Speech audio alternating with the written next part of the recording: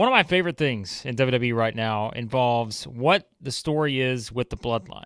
But it is really the way that WWE is executing the story with the Bloodline to where it's not just about Roman Reigns, bringing everyone back together, Jey Uso, Jimmy Uso, Sami Zayn, and of course adding in CM Punk to team back at Survivor Series.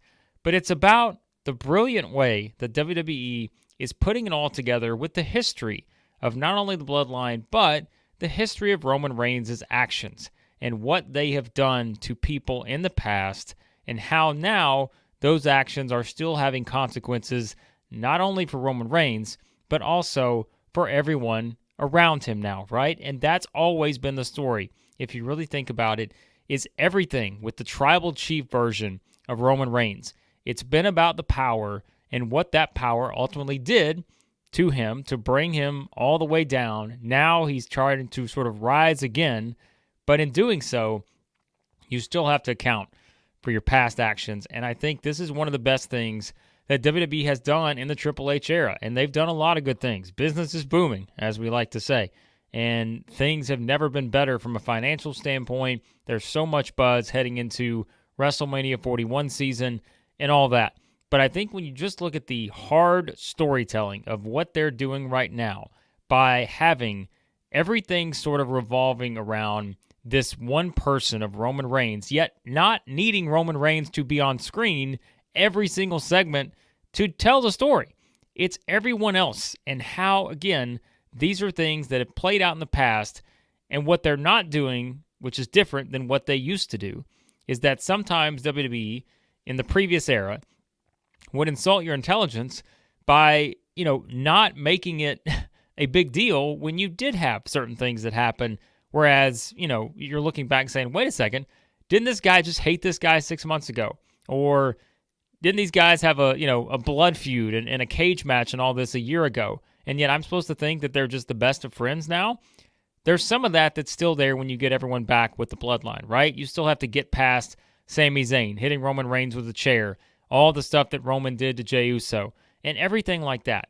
But you're seeing now, whether it's Cody Rhodes, whether it's Kevin Owens, whether it's Seth Rollins, Drew McIntyre, and you keep going down the list, these are all the people that are having issues with each other, and it all comes down to the past. And I think that is what's working, again, so well right now. And you wonder, it's easy sometimes just to pinpoint, okay, what are those things that are making this sort of such a special time in WWE and all that? I mean, clearly, look at the top stars. We just mentioned all the people that they have at their disposal. The Rock is certainly another person. You're seeing stars being built across the board, and that is one reason for it. But it's also the idea that, okay, it's not just that we have the stars, but it's how these stars are interacting. And, again, look no further than what they're doing with Cody Rhodes and Kevin Owens right now and how it all started based on the heels of Cody making a huge decision. His actions have now had consequences because they did relate to Roman Reigns and the history between Roman and Cody, the history between Roman and Kevin Owens. And so you're seeing now a feud that can exist without Roman Reigns, yet it still revolves around everything that had to do with him because he was the biggest figure in this company for years and years, right? As the champion, as this unbeatable Universal Champion. But now it's Cody who's taken that mantle as the top champion in the company, as the face of WWE, and those actions are not going to be ignored from a Kevin Owens. And we'll see. Will they be ignored from a Randy Orton when he eventually comes back as well? We keep talking about those ideas. And so that's just one part of it. And we know now, we mentioned this past week on the Raw review, that Seth Rollins and Drew McIntyre, these two have had their issues in the past, right? But they've also had their issues with Roman Reigns and the Bloodline in the past. And so you're seeing some of that potential common ground they can be on when it comes to Rollins' current feud with CM Punk, whereas McIntyre is coming off, probably the feud of the year in WWE in 2024 with CM Punk as well. And so think about how easy it is to just go back and just embrace the history of what has happened and how they're doing it so well right now. And I just, again, I love talking about stuff that I love, right? That's what, that's why I enjoy doing this channel. I don't just want to sit here and tell you that everything's terrible. I hate this, I hate that, all that. I want to tell you what I'm enjoying. And this is something right now that is so easy to enjoy because you know, like if you're someone who, loves to read, loves to watch movies, loves to watch TV series, all this, like, and the stories that connect everything together, WWE has never maybe even been better than they are right now at doing that. And I think, again, it just goes back to how they've used this one faction to tell the stories of so many other people because they're not insulting our intelligence to make us, sit here and act like things didn't happen. They did happen.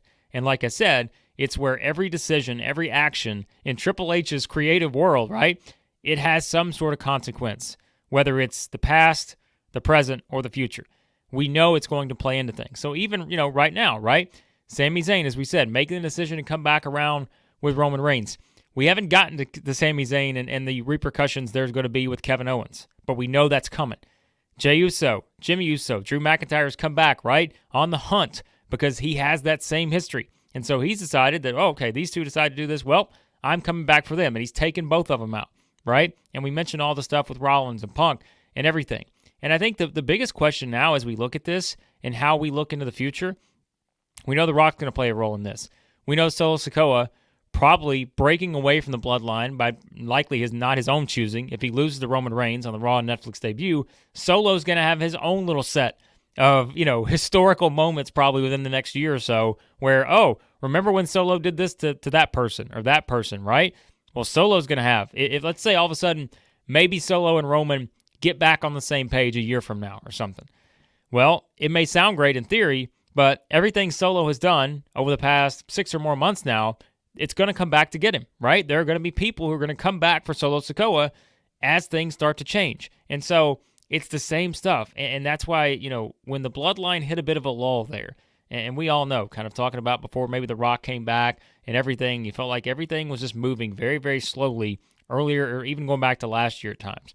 But it rejuvenated it to where, hey, this thing can keep going and going and going because, yes, there are, a gazillion bloodline members out there that are going to keep coming into this thing, into the future many years from now. But it's also just the idea of all the things they've accomplished, all the things they've done, and now they're able to use that in so many different segments on the show where you don't even need these people in there, right? You don't need Roman Reigns, you don't need Jey Uso, Jimmy Uso, and so forth. And so I think it's just kind of one of these scenarios where we're looking, realizing that they are sitting on a gold mine of all the different things they can do now with this whole scenario.